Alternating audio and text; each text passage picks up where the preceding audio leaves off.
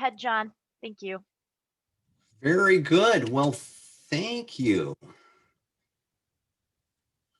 Good. Thank you, Christine. And yes, welcome everyone today to Believe It or Not. We're going to be talking about information literacy and adult learners. And before I move away from this, and just take a quick look at the example I put up there. That one is something we may have thought a year ago was true, but just one of those early examples in relation to the coronavirus of that misinformation, potential fake news, and that type of thing. So again, welcome. I am John Trerotola, and I teach in Robbinsdale in the adult academic program. My main area of teaching is with GED and adult diploma. My specialty and passion, so to speak, is definitely in the social studies. And I also teach the English language arts as well, and have learned quite a bit myself over the years teaching that. I have had a few years experience in the advanced ESL classroom, which was invaluable to me at that point, and also then going back into the GED classroom too. So please feel free to use the chat box for any questions or comments. And if I don't see them right now, of course, I'll take a look at the chat log later. And if there are some questions that weren't answered or comments, I will be more than glad to reply to those. And also, yeah, do not hesitate to chat or share your classroom experiences with any of the highlighted resources. We're going to be reviewing or highlighting a number of resources and strategies today. And if there is one you're like, oh, I've used that one with great success when talking about media literacy or information literacy. Or on the other side, if you say that one I've used and didn't work so well at my level or in my classroom, please chat that out too. And a good way to share these type of resources and strategies with each other. And again, thank you so much for attending today. All right, before we start, I'm just going to read our quote. Confidence in the media is at an all-time low in what commentators are referring to as the era of post-truth reporting. Putting this presentation together, the area of information literacy has always been an interest to me. And it was when I was putting some of this together, wonderful quotes that I found, and not just quotes for quote's sake, but ones that really do hit home with the idea of information literacy, misinformation, fake news. All things that have been around since the beginning of media. But as we know in our recent time, in recent years, it has become so much more prevalent and such a topic that is so important for us as educators and for students and just for everyone in general. So before we start today, it is becoming more difficult to spot the real news from the fake. Can you do so? Just going to take a second with this. Feel free to chat your answers to number 1 and number 2, and take a look at number 1. Which one is fake? Letter A, scientists create a plant that cannot die. B, scientists to create stem cell burger. C, scientists create water activated self-folding straw. And number 2, A, flood of caramel released by Brazilian sugar fire. B, sea monster washes ashore in New Zealand. Or C, weathermen trapped by avalanche. Mid-report. Chat a little bit. Maybe I'll have Christine take a look at the chat as they come in just a second and kind of tell me when we get to each one what everyone is thinking is the fake headline. What do we think on number one, everyone? Which one is fake? Christy, what's It's all over the board. We've got A, we've got B, we've got C. and probably It the seems like C might be the most chosen one, but not by much. Okay, good. And that actually is kind of the point of this, is that it's becoming more and more difficult. These are recent headlines from the last year, and it's becoming more and more difficult just by the headlines, which sometimes is all a person reads, becoming more difficult to spot that fake headline. So in number one, it is actually letter A. Scientists create a plant that cannot die.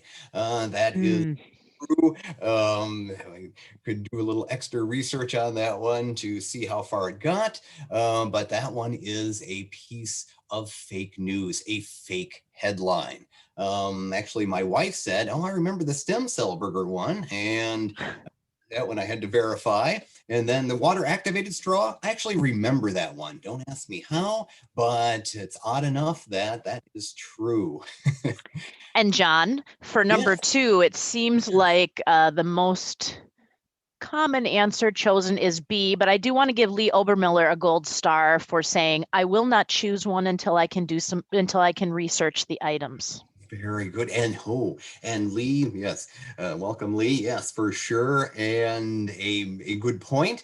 And the point that we will be seeing after this little fun exercise, the more serious a point of reminding not only ourselves, but our students and each other of that important part of researching it and not just believing everything you read initially. And actually, number two, it was the weatherman, the weather person trapped by avalanche mid-report. Not true. Kind of a fun image, but yeah, that one is not true. The Brazilian sugar fire, that one I do remember. And the sea monster one, that one just may be a matter of word choice on that one as well. But C is a fake headline.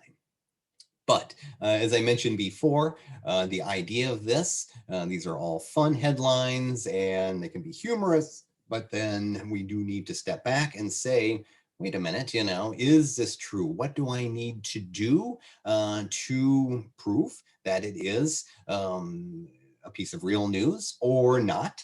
And that type of thing. So next time you see a headline, read on. But then the point then too is that the rest of the story may also be some type of misinformation or fake as well. So it's the idea that it's not just headlines, it can be the entire story. And then the issue of that story being passed on through other methods to friends, family, and eventually the world. So we do have such little time, as always, and so much to discuss. But we are today going to define information and media literacy. It's two words that we hear, especially with the North Star Digital Assessment. There is a module called Information Literacy, and kind of what it is and why. Is it a critical skill for our students in adult basic education?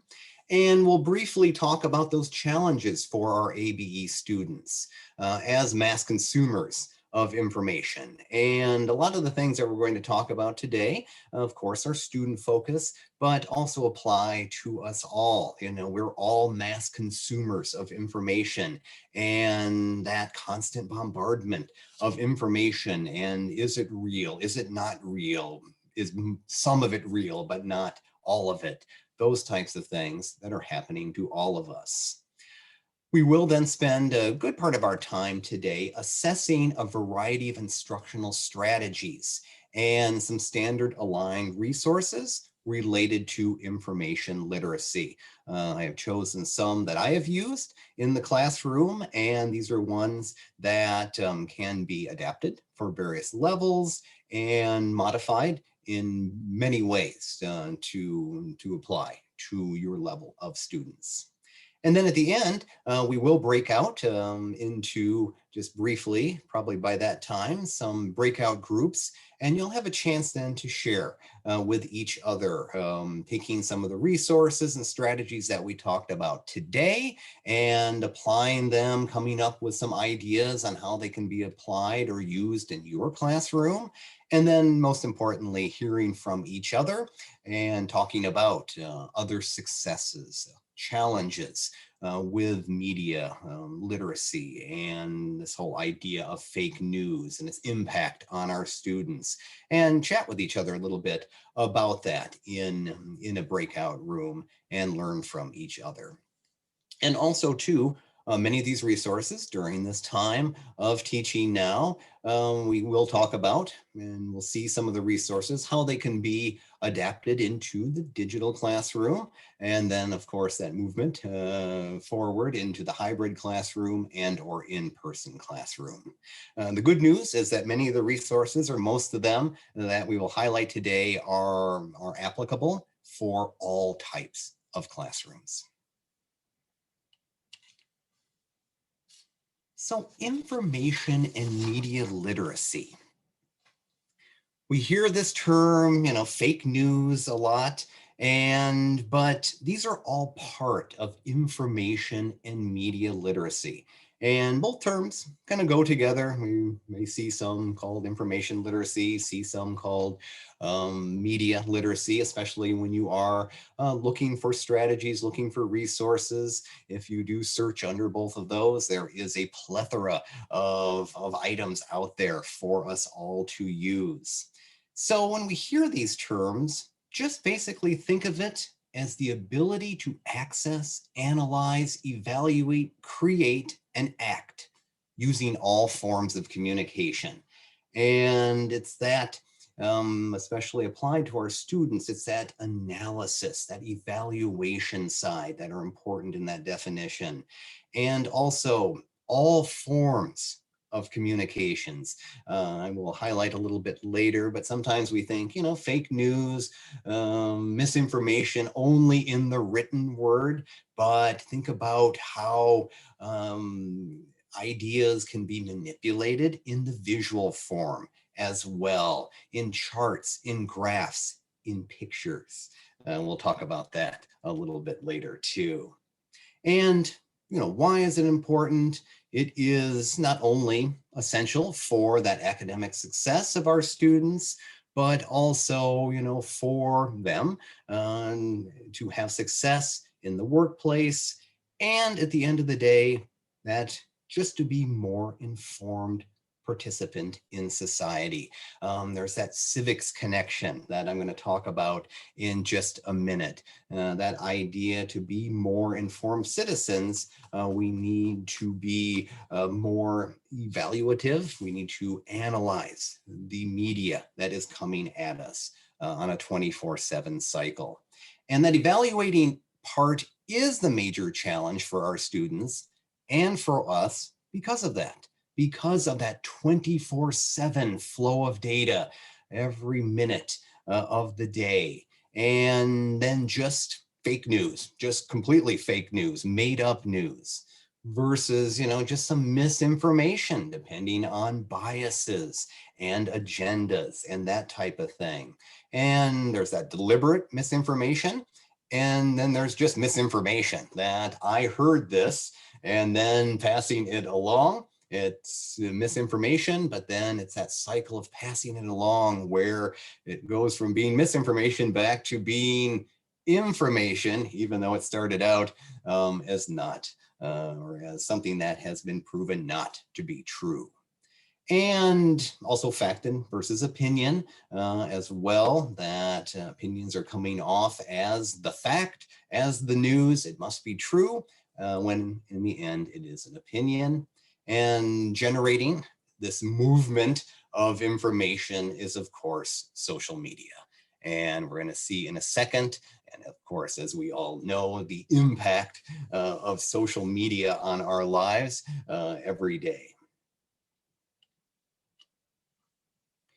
So how we consume information is changing too. When putting this together, this was fascinating. And I know we've all probably seen kind of some reports and data and statistics on where information is coming from, how we, our students, us, are consuming information.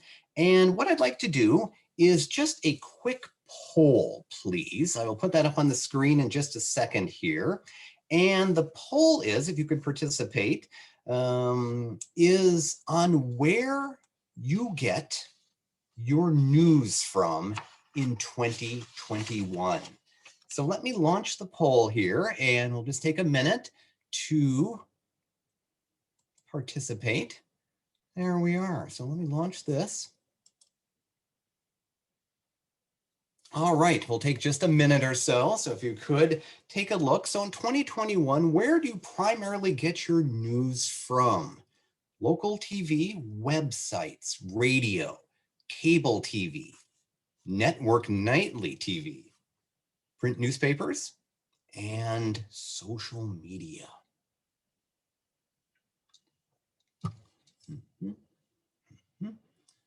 Interesting. Yeah, we'll let her go. We'll let her go for about a minute here or so.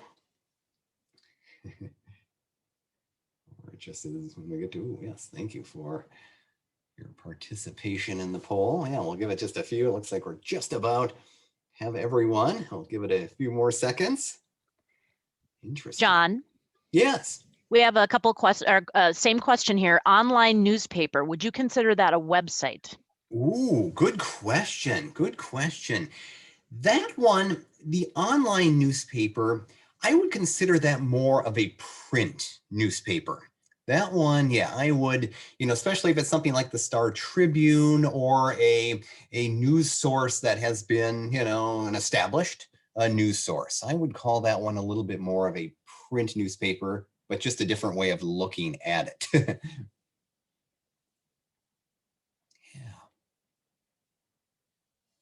Good. All right. All right. Shall we end our polling?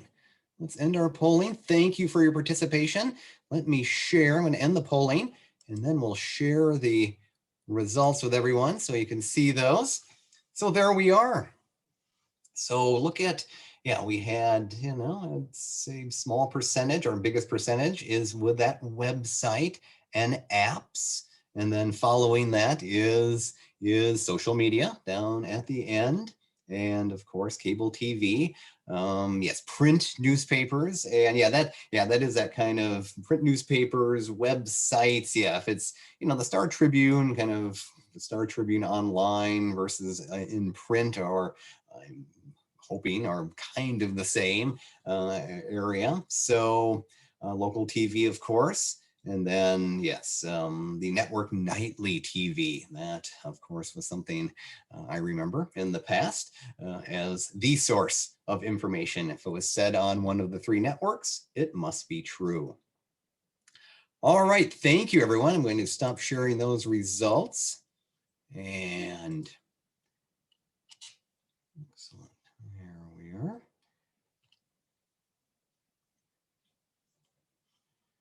So you may not be alone in where you are getting your information, your news from. I put just these up. I know they're probably very small on your screen, but just to highlight that idea of where we as a society, and again by age, we can break it down even more, definitely younger generations are relying on social media more for their news. And yeah, just an overwhelming majority of Americans get at least some local news online.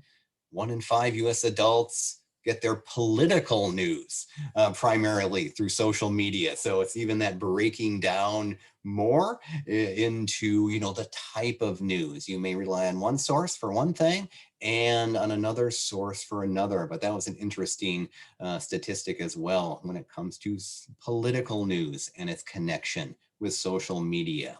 So these are all just reports from, a lot of them are from the Pew Research Center. They always do such a nice job. These are things you can definitely put up for your students as well. Many, if you haven't done so already, please poll your students similar to what we just did. I have done that, and it's amazing, yeah, that lining up their results with some of these charts and graphs as well, and they're all definitely very, very close.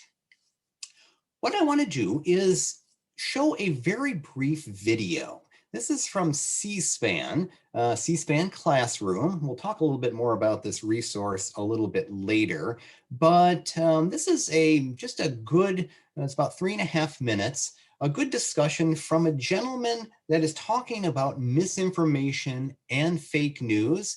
It's just good for us today at this moment as a warm-up into our discussion. And also, this is something or related type videos that you can use in the classroom as well with your students. So let me bring that up and we'll take a listen to that and just make sure that works here. Good, let me get that into the area here. So this gentleman, yes, is going to talk about the modern news consumption and fake news. And as I say, really a good just overview of kind of where we're at right now with these two topics. Broken and too often a scam. You go on to say many now make money selling fake headlines, fake controversies, and even fake news. So how is media broken, and define fake news for us? Yeah, in terms of media being broken, so much. If you go to most websites, so many things are being done sort of for business purposes. Those pop-up ads, those banner ads, the slow load time, the fact that you have to click 3 or 4 times to get through an entire article. Most of those things were designed because that's what businesses need to do to drive as much inventory as possible.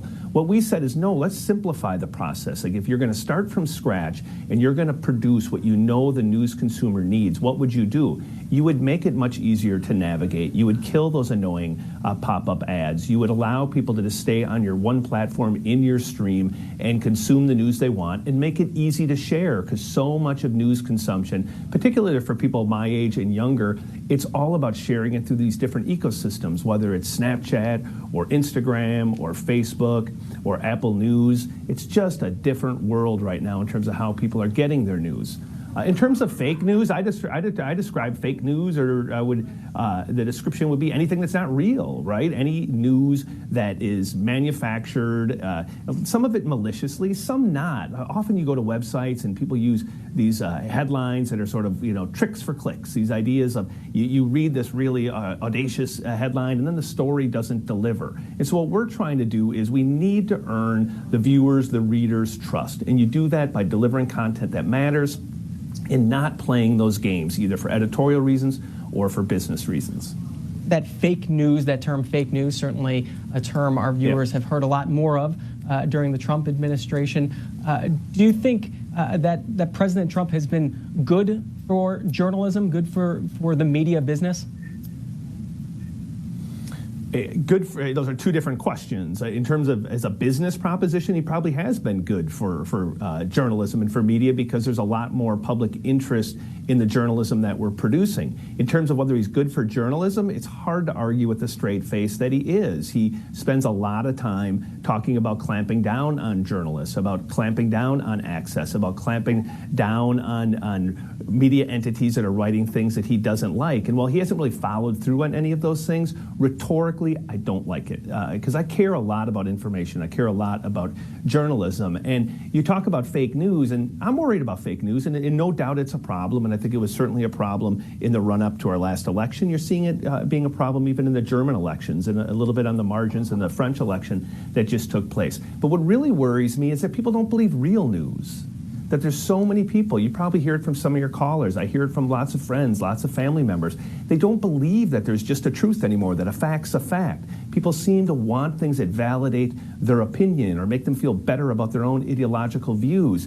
And to me, that's dangerous. Like, if there's one thing I could do, if I could wave a magic wand, I wish we could get people to understand that sometimes a fact is a fact and that the world is a complex place, and that if we could just settle on the fact that sometimes truth is truth and then try to make better decisions and get our politicians to make better decisions, I think the outcome for my kids would be a heck of a lot better than everyone just getting worked up, getting on Facebook and belly aching, and then everyone getting into their own bubble and believing their own alternative.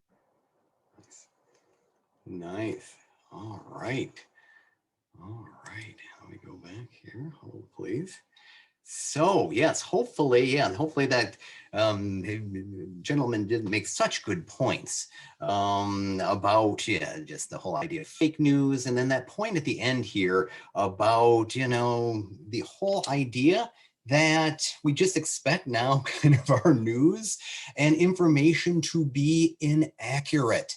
And yeah, this may be very small on your screen, but this study that shows that half of social media news consumers expect the news there to be largely inaccurate. And that idea that if I'm reading it's probably not true, or it may be true. And this is the challenge that is there. This is why it is so important to teach these literacy skills, these information literacy skills, these media literacy skills to our students. And I had a student a few weeks ago, or actually a few months ago now, during the election cycle. And she said, I just read on Facebook that there never has been a Republican president. And, that type of question was there is a good example of, a student that is using Facebook, using some type of social media, probably for news, seeing something, and then, something that is inaccurate, but then, questioning, which is good about that, but just an example of the inaccuracies that are out there in news, and particularly in social media. So our goal as teachers is to give students at all levels those skills to become more critical readers, and not just readers, but listeners and thinkers in this age of mass information. And just briefly, the information literacy, media literacy, and its connection with the standards is definitely emphasized, and especially those reading standards, not to get too specific, but that anchor to in the speaking and listening standards about evaluating information in diverse media formats. So that idea of not just written, but diverse media formats, and reminding us that it can come orally and also through visuals as well. And I admit, when I'm planning instruction and its relation with ACEs and TIFF, I'm always guilty of not recognizing sometimes the connections there, but most definitely there are, especially with those soft skills that are so emphasized in ACEs and TIFF, and using information to draw conclusions and make decisions, not only in school, but in the workplace as well. And of course, North Star, there is that connection, and North Star and its various modules, but that information literacy module on North Star, assessing one of those outcomes, one of those goals is assessing the reliability of sources and synthesizing information, not just from one source, but from multiple sources. And we'll see here in a minute some resources that will help with that. And remember too, that along with a lot of the specialized resources, those are very helpful in our classroom experiences, but to teach information and media literacy, sometimes all we need is just that newspaper, television. We can turn on something, we can record something and show it, we can listen to something. So it doesn't take a lot of specialized resources, but we will see some out there in just a second that will definitely help with our journey into this curriculum. So before we get into that, I have a quote here, and I just want to get your thoughts. It is a a quote that means a lot to me, and I just wanted to share it with you as well. And then also just get your thoughts. We won't be able to share too much, maybe a little bit later in our chat rooms. We can think about this too, but I'm going to read the quote and then in your chat box, and Christine will take a look at some responses and maybe just share out a few. When students can't identify the quality of a source, how can they make good decisions about how to vote or form their own opinions on important topics like healthcare, housing, and economic policy? That quote, as I say, really resonates with me. That whole idea, again, it's getting to that civics and community connection with being more informed about our media, more evaluative, being more critical consumers of media and information, and, having impact individually, but also on families and communities as well. So let's just take a minute, please. And I put up a few sentence stems up there if you want to react to this quote using one of those, or if you want to simply chat, I agree. I think this is important. I disagree. Maybe there's more to it than what's in this quote. But let's just take a minute to think about this. This is kind of the goal, our goal as teachers, and kind of where we're going with information literacy in our classroom, why it's important to teach it. But just take a minute. And any thoughts on this one?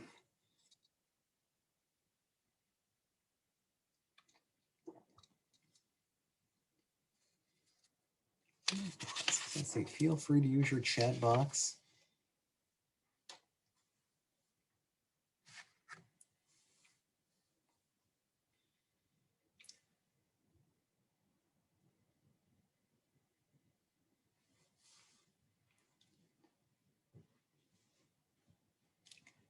All right, yes, I always hate to interrupt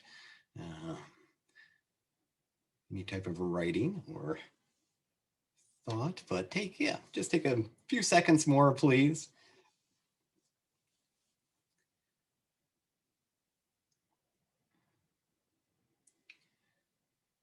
Thank you for participating.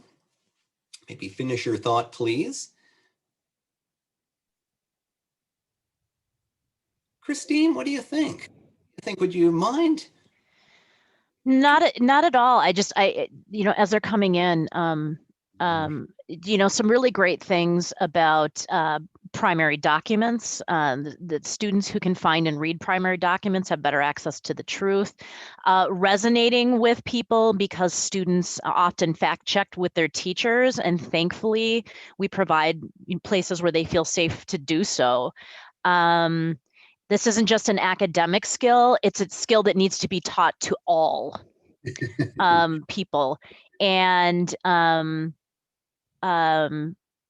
just this idea that it's gonna get harder and harder, and it's important that everyone have these skills as we go into the future. So some great ideas here. Thank you, Christine. Yes, and I'll be anxious to look those over myself too. And thank you, for your thoughts on this, and in 100% agreement with them. And we'll leave this idea with that idea of it's not just an academic skill. Yeah, it is for us all as well. And tying in with that, our lives may depend on it being critical consumers of mass information. And in addition to many other useful items, the National Association for Media Literacy Education, there is a group that is devoted to this topic. The website is here. The slides have will have live links. I also have a resource list as well that has been or will be provided to everyone that has all of the resources that we talk about today with their links. But this one is especially good. I actually just found this one while putting things together for today. It's something I'm going to use though immediately. Let's just take a quick look at this resource. Here we are. Let's take a quick look at this resource.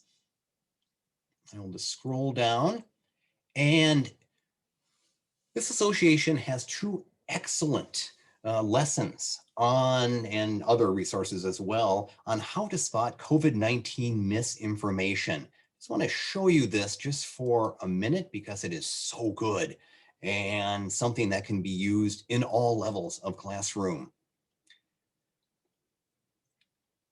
What they have done is put together a wonderful resource that starts out with a podcast, so those listening skills are involved, on how to spot misinformation regarding COVID-19, and then a brief video as well, and then also an entire classroom guide on how this can be used in your classrooms and various strategies to use parts or all of it.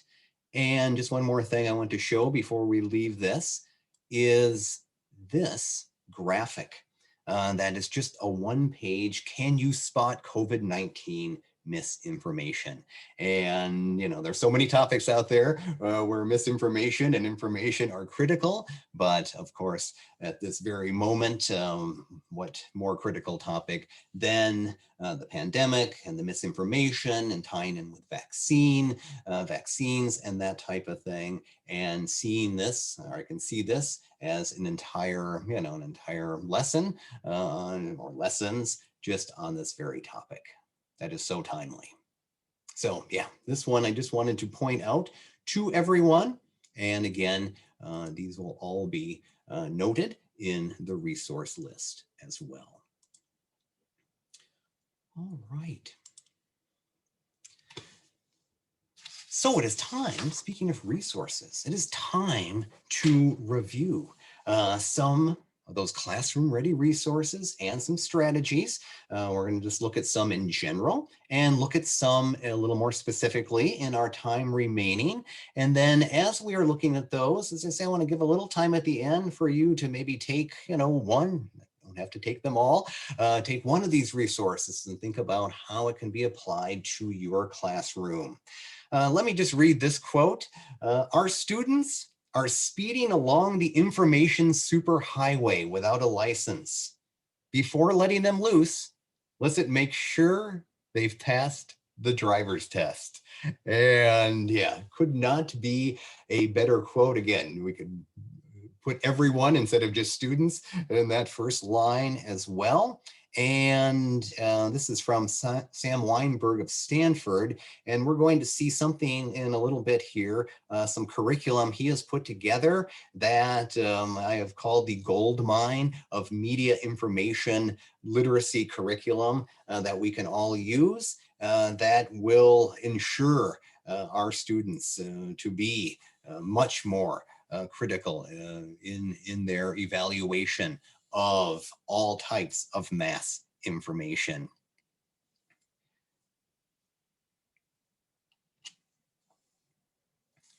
So what I've done when I am considering a discussion, a curriculum planning in information and media literacy, I use this approach. This is just an approach. It's one that definitely doesn't have to be followed, step by step. But something I do in my classroom is first take a look at those big topics in information media literacy, kind of like what we did today. What is it?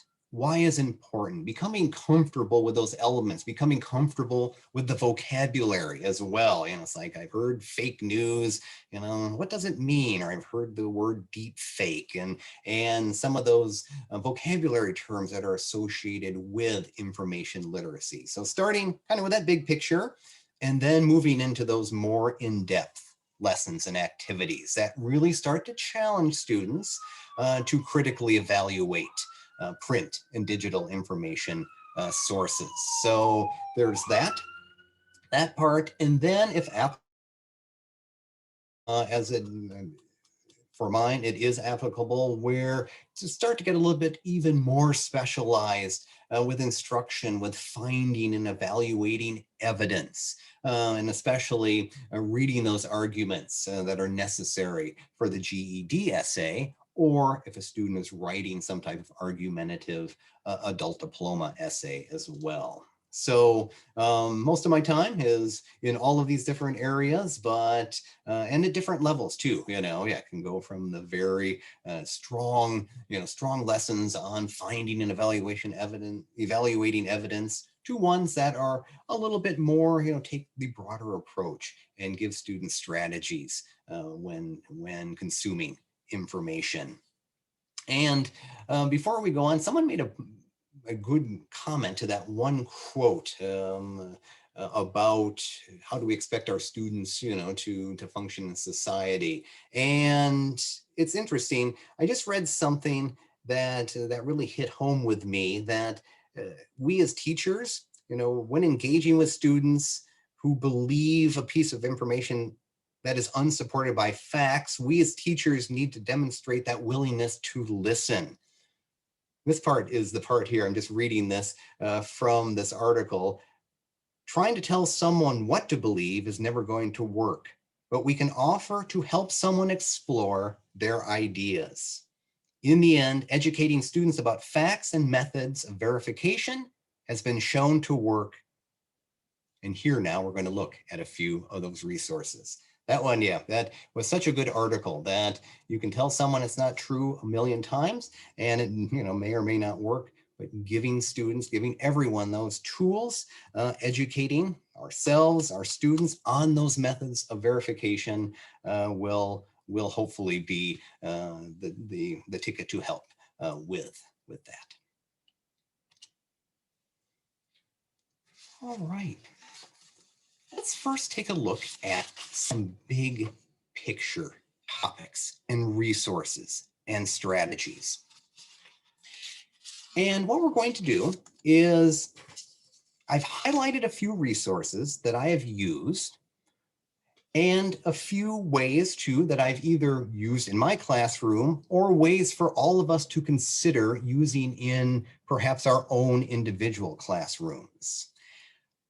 I provided the general website for the resources, but usually it is as simple as putting in just fake news as a search term into any of them, or information literacy or media literacy, and you'll definitely be directed to the materials and activities. We'll just review some of these briefly, and then I'm going to pull out one from this, and we're going to take just a minute more in-depth look at what there is to offer. So when planning, consider resources like Breaking News English, ESL Library, News ELA, Nearpod, and SERP.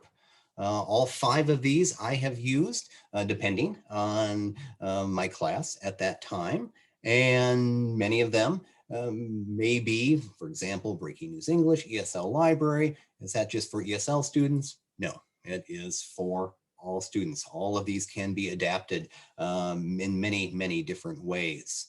So I've just put a few ideas out there with some of these sources. There is a deep fake article in Breaking News English. Consider using that.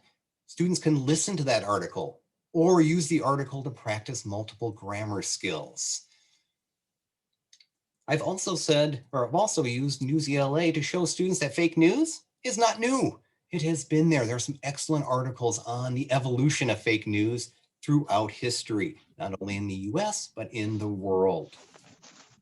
The Nearpod for emerging readers to start at that point, or, as we mentioned maybe the other day when looking at this, that, emerging readers or others, that difference between pretend and real. It may have to start, what does fake mean? What does that mean?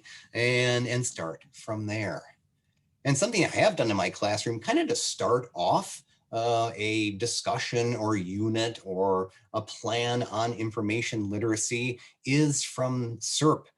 There is an excellent activity that asks the question, today's news, information, or entertainment? And for those that have used SERP, it is an excellent resource for reading skills, vocabulary skills. It all starts out with a group of targeted vocabulary words, and then also takes the topic and applies it to math content, science content, and then basically ends up with a writing piece as well in answer to the initial question. So if that is a new resource or one that you're not familiar with, definitely check it out. And out of all of these, we're going to talk about ESL Library in just a second here. All the other ones, though, are free resources that can be used. Good. That was a question that came up in the chat. John, was don't ESL Library and Newsela require subscription? And Newsela is both, because you can get to a lot of their content that's free. Do you want to say anything about ESL Library as far as, is it the fee, or is it fairly nominal? It is very, yes, it's fairly ESL Library, and that's what we're going to focus or take a look at, just a lesson in ESL Library that applies to us today. And ESL Library is an amazing resource. It does require a subscription. However, it is a nominal fee for this. It is $84 a year. And before our district, fortunately, got a subscription, I actually bought it myself, and it was worth every penny for the year. I was using this when I was in the advanced ESL classroom. And for those that know ESL Library, it ranges. It's all different levels, all different skills related to just everything. Reading, writing, grammar, anything, speaking, listening that you can imagine. So I would highly recommend it if that is a potential option. And let me show you a lesson that is in ESL Library. And then if this is a new resource, you can kind of get the idea of the activities that they have. Let's see if this comes up. It does. So we're just going to take just a second to take a look at this. So for example, this is a lesson on fake news. They have these things called discussion starters that have then various ways. It's adaptable for the digital classroom, also then for the in-person classroom as well. And as I say, just a very brief look. Many of their lessons follow a similar format, and starting with some pre-reading, some vocabulary preview, and going from there. Readings range from, multi-paragraph to shorter to even longer. And then the activities vary. There are comprehension questions. Yeah, it's not like every lesson in ESL Library follows this exact format, which is the wonderful part of it. And some vocabulary review. And then this one here then for types of questions, question words. If you're working on question words in your classroom, what a perfect lesson to not only work on the question type words, but then also tie it in with a discussion about fake news. So definitely, this is one lesson. There was another one on fact versus opinion that I use actually in the GED classroom. So again, ESL Library, not just for the ESL classroom, but can be used at all levels. All right, so let's take a look at a few more resources, and then one other one in a little bit more in-depth way. C-SPAN Classroom, Civic Online Reasoning, our graphic organizers for our GED instructors, iCivics, and ListenWise. This group of resources, again, I have used all of these. these are all, and yeah, many of these, as Christine mentioned on Newsy LA, you have your kind of base free version, and then of course some upgrades and premium versions. Same with ListenWise, that has a base version where it has a podcast library, and then of course can pay more for more specific lessons. But iCivics, Civic Online Reasoning, C-SPAN, all free resources. C-SPAN for the classroom, that was that first video that we watched. And the nice thing about C-SPAN Classroom, I mean, that video, yeah, was a very specific video, but what they have for multiple levels is video clips, kind of like that one. Consider flipping your classroom. And actually, I'm considering doing this year, sending students one of those video clips, having them watch it. They average, 3-4 minutes, just that right amount of time, and then use that class time to discuss.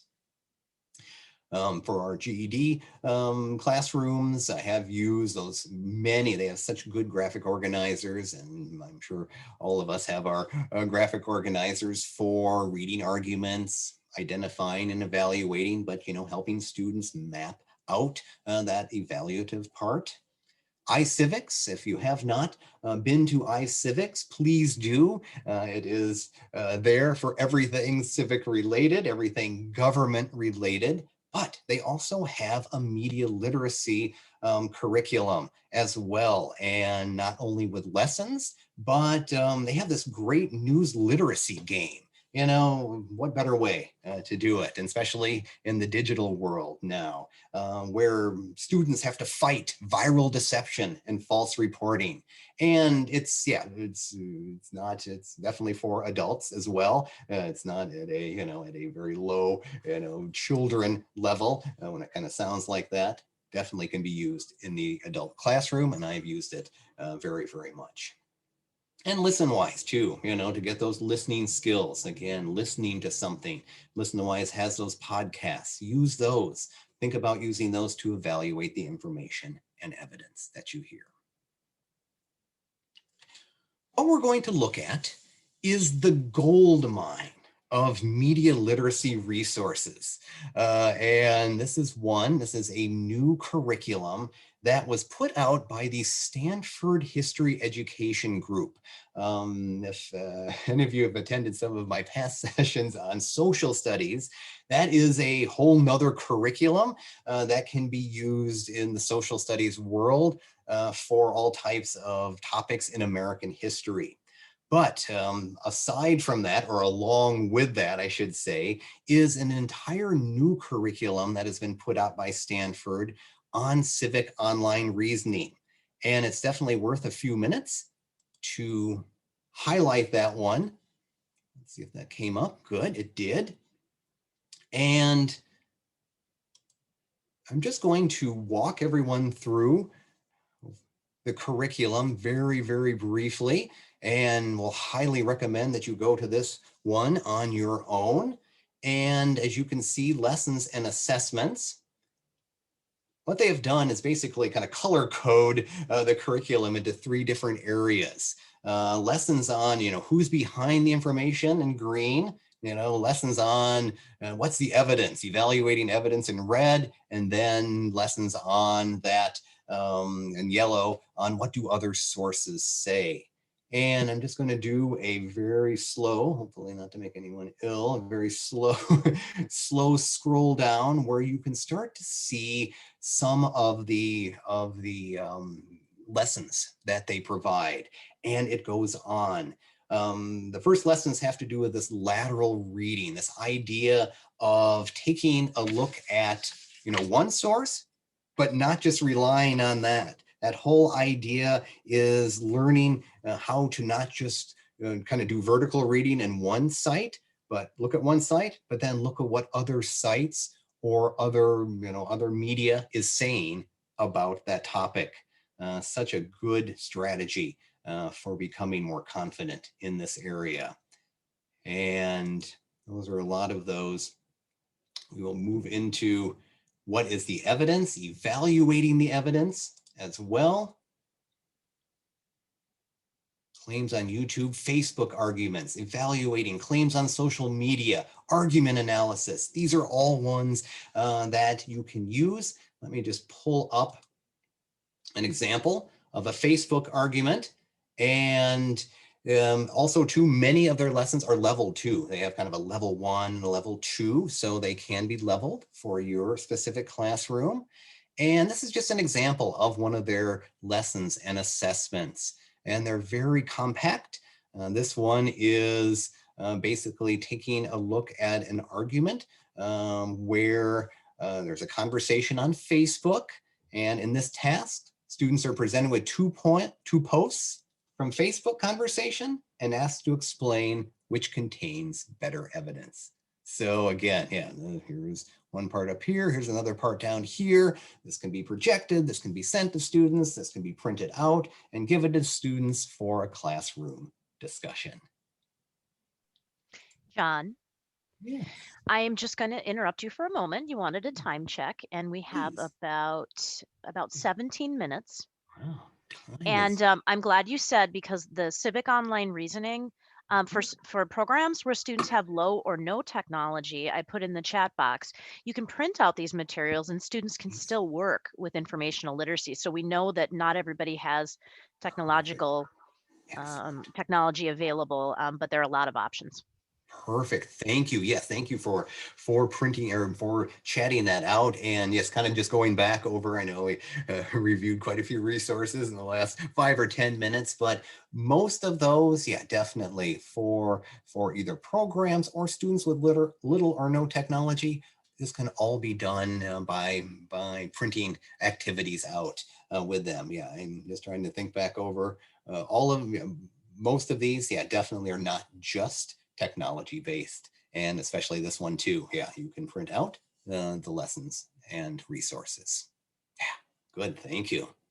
So this highly recommend, and I have used this or many of these lessons with students, and they're up to date, they're about topics, and they're from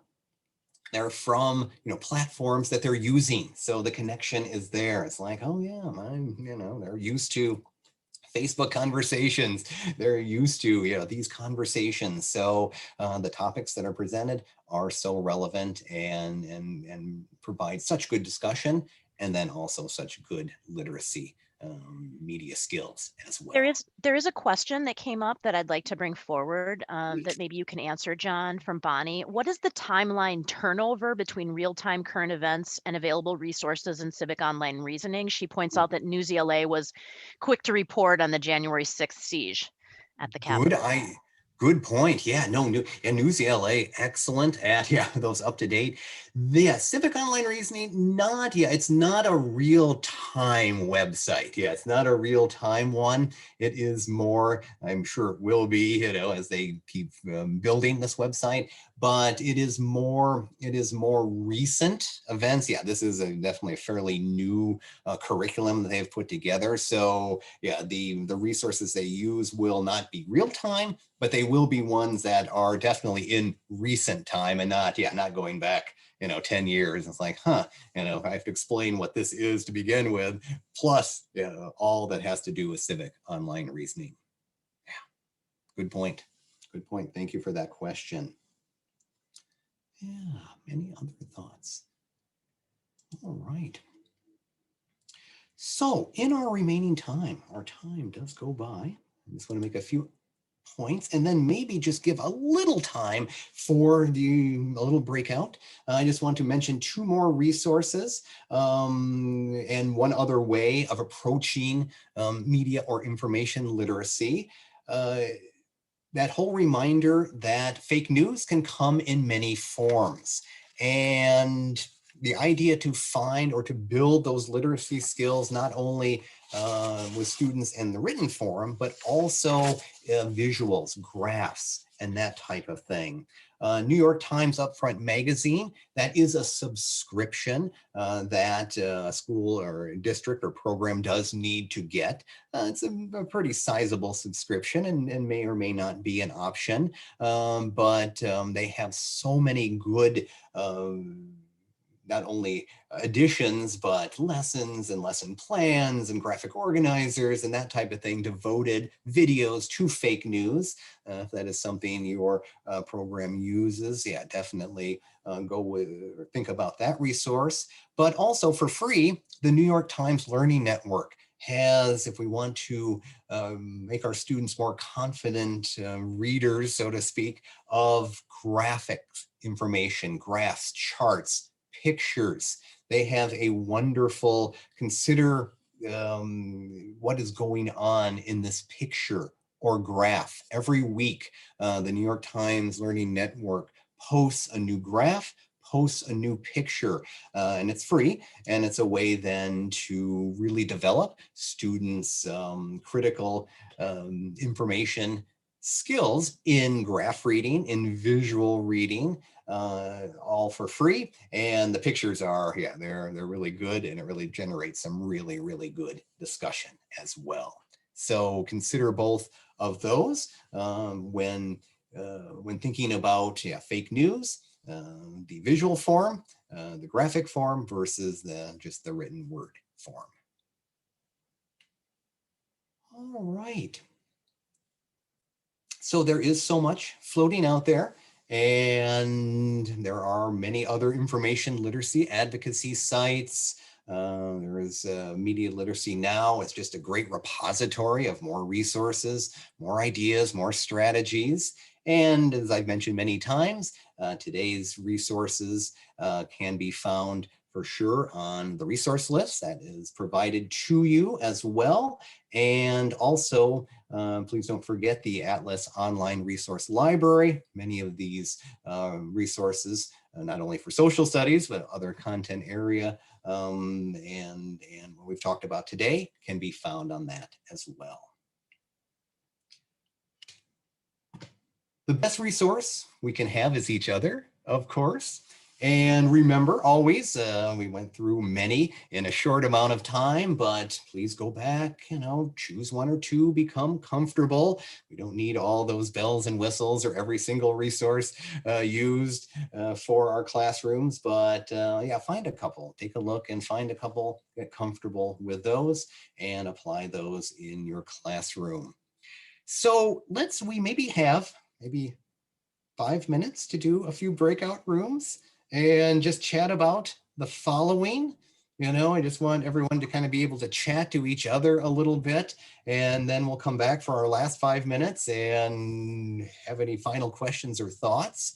But in our breakout rooms, what successes and challenges have you had teaching information literacy? Is this a new area to teach in your classroom, perhaps? Maybe think about some of the resources and how you would use them in your classroom, or share with each other any other strategies or resources that you know of. I've put up some today. There are so many more out there, and ones that that would be useful when teaching information literacy to our adult students. And thank you to Andrea, who has posted those questions from the slide into the chat. So when you get in your chat rooms, you will have access to those questions. Yeah, so should we do, please, maybe just 5-minute chat rooms, and then we'll come back and have a few minutes to sum up everything. Sounds good. I'm about to open all rooms. So they're set for 4 minutes, but you will get a 60-second warning. So you'll have 5 minutes in your room. Thank you. All right, go ahead and open those up and see you all back here in 5 minutes.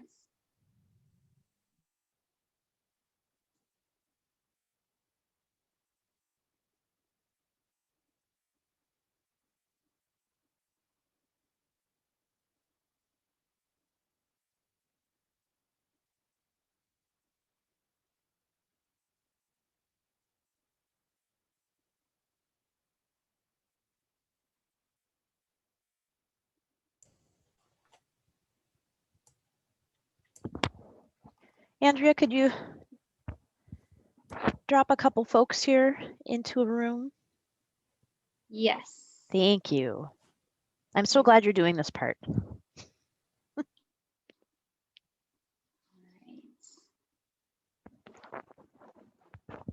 There we go.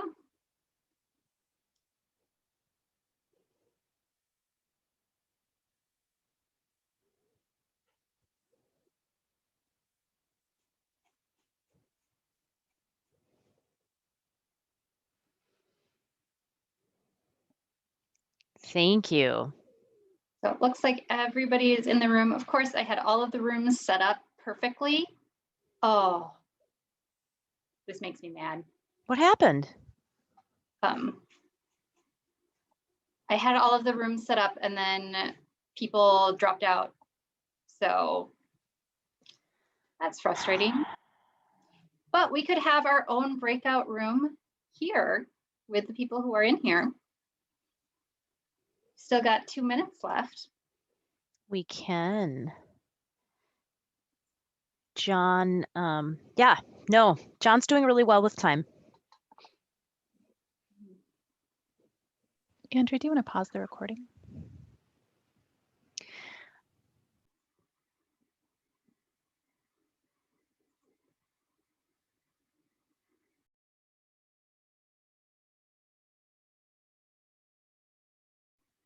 And John, it looks like you are muted.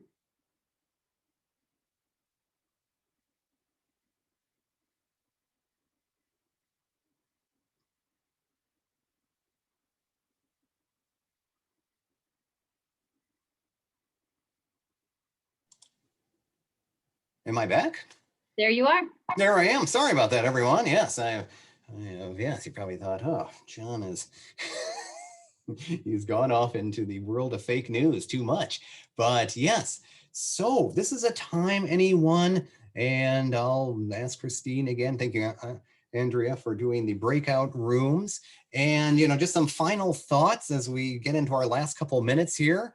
Yeah, any final thoughts or anything you want to chat into the chat box from your small groups? I know it's just a brief amount of time, but hopefully, some of these resources you can explore a little bit more. You can see how they will work in your classroom and use them there for sure. So just a final thought. John, you want to reshare your screen or reshare your PowerPoint? Let me do that. Let's see. Yes, I just kind of completely went out of everything. Let me go there. Oops, hold on one second, everyone. Okay. Things were going.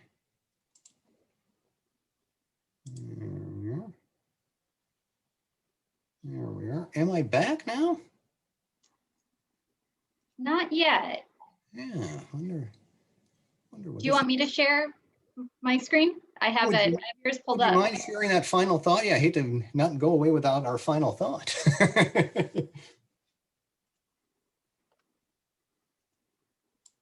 Mm-hmm.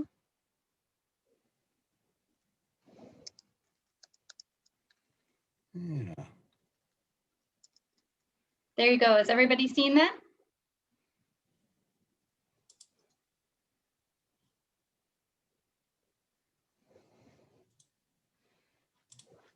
Let's see.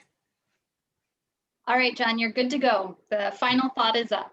Very good. Thank you. So the final thought, everyone, is just this, that all of us, no teachers, just all of us in general, have that obligation to establish the accuracy of a piece of information before passing it along. And I thought that was just kind of a good final thought. This was an article that was just in last week's paper about how fake news can damage our psyche. And what better time? And this was in that article. And please, keep that in mind. And as just the final thought, all of us should ask, what do I know? What do I need to know? How do I know what I know? And is there any other way to look at this? In that association, the Media Literacy Association for Educators site, there's a wonderful checklist for us that we can modify for students of things to consider when approaching any type of mass information.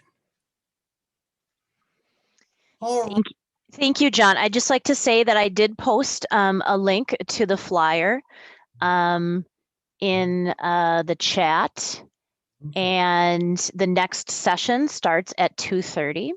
Excellent. I'd also like to say, and I'm doing this more and more, I'm chatting it again, people contact me with requests for social studies materials or requests about information literacy. Please do so if you would like a virtual introduction to John, and that's what I do. I introduce and then off you go and you can communicate, and John always has so many resources to share. So either contact John directly, or if you forget to do that, you can always contact me and I'm happy to make the introduction. Excellent. Thank you so much, John. Very good. Thank you all for attending. And yes, good reading, good evaluating out there for everyone. And it's something that's happening every day. But please, yes, as Christine said, feel free to reach out to me, and I will be glad to answer any questions or be of any assistance in information literacy, or especially any other area of social studies as well. All right. So just reminding everybody, definitely check out the participant folder, because you can find the slides with all of those resource links in there. Yes, definitely. Yep. And yeah, the slides are there, and also a resource list with those as well, pulling those out. Andrea, will you stop the recording?